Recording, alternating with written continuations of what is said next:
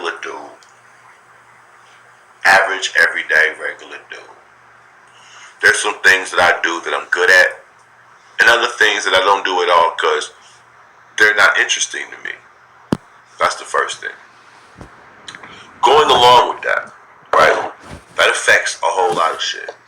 The type of females that I fuck with, the type of dudes that I'm cool with, shit that I do, and all of that. You can lose a lot of that when I'm coming online and I'm talking a particular kind of way.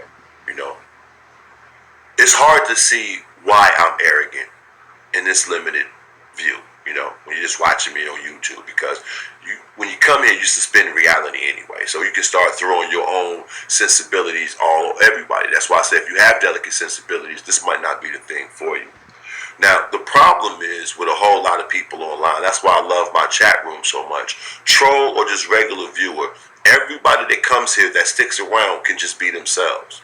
If you a loving, open, generous type like my brother Rocky Montgomery, who done been through some shit with his family, so it's him and his wife against the world. My bro Otiz, like I'm just a chill, cool motherfucker. They rock with anybody. Milan, B Magic, my sister D, Theo, all these cats. All of them in their own way got this glowing thing about them that if you sit back and watch them, they got good energy. It ain't turning them into being motherfucking perfect or whatever, because everybody fuck up and do shit. Everybody do some old wild shit. So that ain't what this is about. When I sit on here and I'm telling everybody the wild shit I'm doing, look at it like Uncle Styles loves you. I'm sitting here rocking with you on a level like, yo, baby boy, I done smashed my head against the wall 1,000 times. Look out for these things, because these things gonna lead you to some bullshit, because that's where it led me. If you can avoid the obstacles and the pitfalls that I fell the fuck into, what else am I supposed to do as a black man for other black men? That's what this is at the end of the day. Take away the baseball hat, take away the profanity, take away the weed, right? I'm just a dude, you know what I'm saying, who just trying to show love to other dudes, man. Because didn't nobody show none to me. Didn't nobody teach me shit. That's the reason why I do things the way I do it.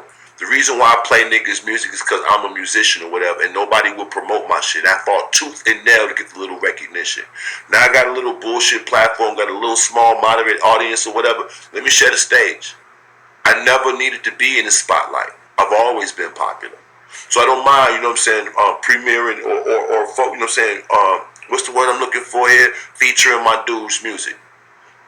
I don't play music as much as I, you know what I'm saying, as I used to or whatever, but everybody's songs I play, y'all hear the shit that I keep in rotation. Those are the shits that I feel dear to me. I got more than 300-400 songs from all these people.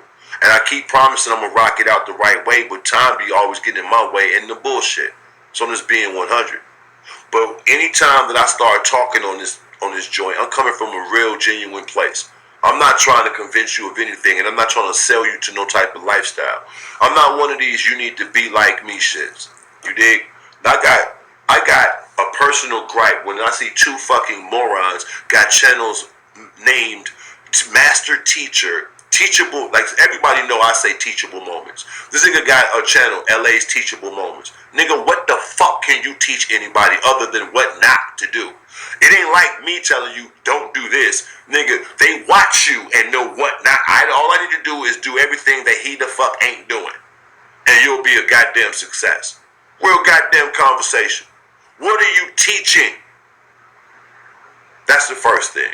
Motherfuckers calling themselves teachers, and then motherfuckers who are goddamn, like I'm talking about mentally completely the fuck twisted, and they talking about they life coaches. What kind of life you gonna coach a motherfucker into? I'm gonna tell you, I can't tell you the fail-safe way to get with all these bitches. You know why? Because everything that I did with any motherfucking female was based off me. Every bitch that I fucked that liked the tall nigga, I fucked them because I was a tall nigga. Every fucking female that wanted to fuck a caramel colored motherfucker with light colored eyes, I got the pussy because of those things. Not because I said this magical combination of words that just opened up her coochie like, you know what I'm saying, open sesame. Nah, it wasn't like that, bruh. Ain't no magic code. At the end of the day, no matter what nobody say, it's all of that damn game, scheming, tactics, and you. So at the end of the day, it's you. So I can't tell you the foolproof way on how to get a motherfucking broad naked on her motherfucking back. But I can damn sure tell you all the things to fucking look for to let you know she wants you to put on her motherfucking back. I'm not sitting up here trying to tell you I'm some super fucking ladies man, but I've had my way with the ladies. Naturally. So if you want to, pick up on that dumb shit, then you need to go to cats who's selling it. I'm not on that. Every time I get on here, whether we silly or we talking about politics, religion, conspiracy theories, or what the fuck have you, it's coming from a level of, hey, this is my perspective. You don't have to co-sign it. What do you think? Maybe you can open my eyes to shit. People done turn me on to shit and sent me in directions or whatever that I found intriguing, interesting, and all that shit. And I thank them like a motherfucker. You know what I'm saying? Every little thing that I learned to me is a dope thing because I can always flip it to something else and really show, you know what I'm saying, where I'm coming from with it. I don't know if everybody else in the world can appreciate that. But when we have these good shows and everybody vibing, I enjoy those times because I get that energy. The same way y'all get it. When you get off and you feel good, like, man, that was a cool little show. And you might not be thinking about it 5 minutes later, but that energy sends you off in a good vibe. That's why I was trying to do this shit early in the morning and late in the evening. You know what I'm saying? To have some good entertaining energy or whatever. Even if you at work or going to work, getting ready to go to work. Or if you're just getting up to crack your knuckles to get on the PlayStation. Let's start the day together. That's all this shit. Let's start the day together. Let's end the day together. But I done got away from that with all this stupid shit. Because at the end of the day, I'm just a fucking dude. So that's the reason why y'all see me going ham. I'm like, yo, why y'all acting like I'm some type of celebrity? I'm a regular nigga. Why you focused on me? Fuck a scooter. You niggas could have thought up some shit too. I started the shit with a couple of $1,000. It ain't no different than nothing nobody else can do. But you would rather talk about me having scooters or how many you think I sold and all this other dumb shit. I'm like, yo, on some real shit, just by visual alone, on some real shit, the motherfuckers don't look cool than the motherfuckers. Let's keep it real simple. The motherfuckers look cool as hell. And I know when I showed the idea, motherfuckers loved them. That's what made me go on the idea. When I got the motherfucker and started right, every time I'm on it, I get questioned. Motherfuckers stop their cars. Motherfuckers like, yo, that's nice. Motherfuckers on motorcycles, you be like, man, that's really sweet, bro. So I'm like, man, it's like it has a fucking market. I'm like, yo, why can't niggas see that? We should have got together as a fucking contingent, and everybody should have got in on this shit. Especially if you were like in Phoenix, like my man Chris. No, I'm not saying that he should have got in on it. I'm just saying Phoenix, you know what I'm saying? Motherfuckers on the West Coast with them flat ass, you know what I'm saying, areas and shit. That shit is, you know what I'm saying, prime for this. People who buy college campuses, motherfuckers who live by ports, niggas in small ass towns where everybody gotta have a car. This shit, you know what I'm saying, it basically it plays to so many different audiences. And I'm like, man, we could have did some shit. We could have really got the focus on a black sector if niggas was coming together. But motherfuckers don't want to do that shit. I saw that shit more than a year ago when I went to motherfucking Texas. And since then, I've been so bitter about how fucked up that shit turned out and the way everybody was like rooting for me to, like, not everybody, but I'm talking about the other vloggers. Like the other vloggers who I felt like should have been celebrating me trying to do something because I took my audience with me. Did nobody give me props for that? Like, yo, this dude just did a live feed all the way down to a broadcast. No matter how it turned out, it should have been given to me. I should have been acknowledged because I didn't have nothing. And I made that shit happen by myself. And I tried to do the best I could with nothing. Ain't none of us got shit. That's the whole point about focusing on what this dude talking about. It ain't because everybody else sitting on some high level. We all like, man, we all fucked up out here in some type of way. Why you acting like you got it so good? Or you got it above motherfuckers who like on a common level got it better than you. Just on simple levels. Got independence, got their own income, got their own place to be in their own mode of transportation. Who's self-sufficient. Why would you hate on them? You're a slave if you do this, you're a slave if you do that. Why? Because we ain't found a way to live off everybody around us? I don't understand that. And then when you see a motherfucker like me, who you can't understand, how is he keeping it afloat? Oh, he living off his bitch. No, you do that. Because as long as I've been on this motherfuckers, people done seen me with a woman and without a woman. Remember, me and B broke up during the time I've been online. Niggas saw me in the hotel room. Motherfuckers saw me out there scraping for it. So don't fucking front. Remember, me and her was in a townhome in Waukegan. You dig?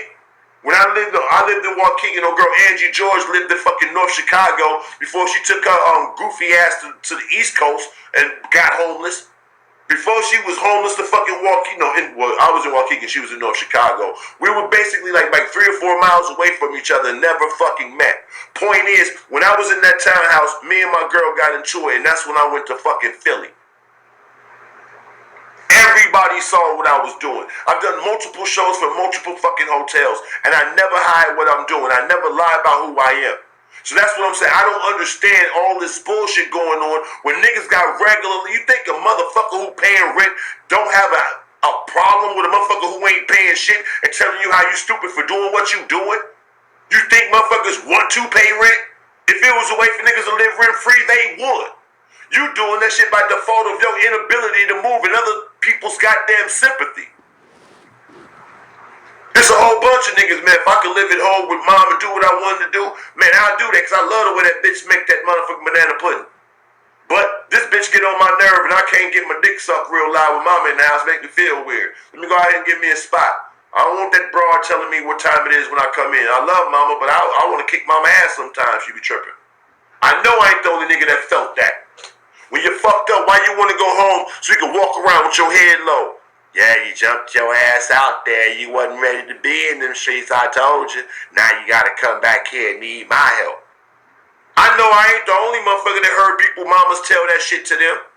They'll never hold that shit over my head. I'd rather sleep in an abandoned building to be somewhere somebody hold that shit over my head. Fuck that. The chat room is open again.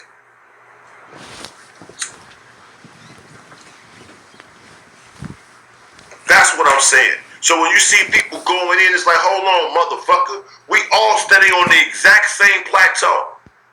And when you look at it in our social lives, especially on the social media shit, man, we all on the same plane. It's just like we different heights. A motherfucker who making 6 figures, who checking out this bullshit, well, they imagine him as being like 7 feet tall, like Shaq. A motherfucker making 50, 60,000, they like 6'2", 6'5", like me. You dig? A motherfucker who living in their mama's basement, you Muggsy Bowles around this bitch. You 5'2", nigga. Shut your little ass up. That's what niggas are saying.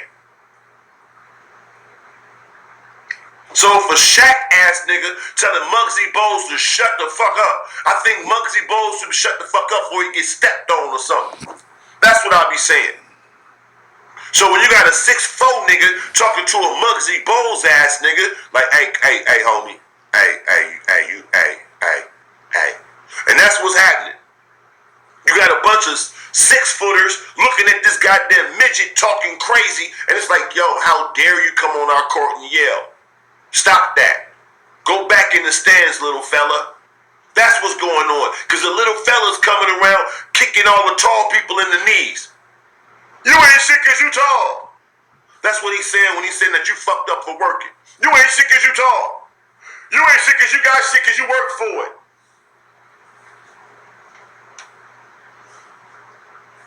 That's what everybody mad at.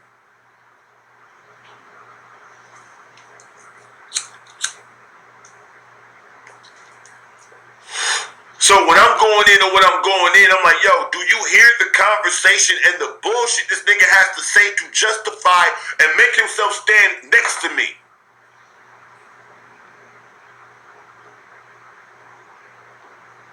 Nah, you can't listen to none of that whack ass music over here. Nah. We can't listen to none of that bullshit. Dude gets nothing over here. I gave dude a motherfucking pass. I played his fucking music. Was setting up to interview this punk. He came in my motherfucking chat room playing games. He gonna get nothing. I don't fuck with you little boys like that, man. Sorry. Go over there to that nigga who like to tell jokes. Maybe he'll play. He like playing his fucking awful music for you. So give him some of your awful music, and both of you motherfuckers get awful it the fuck up. What up, wise guy? Oh yeah, snipers. Let them have it. Not everybody shit up.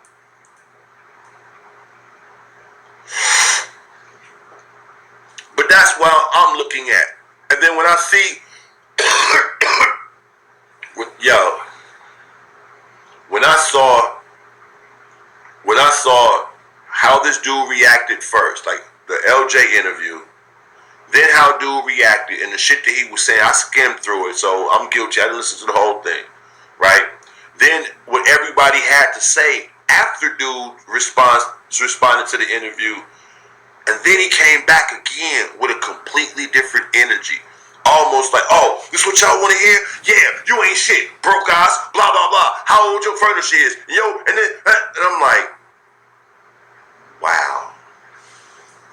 I've never seen peer pressure affect a motherfucker so deeply in my fucking life, yo. Kush!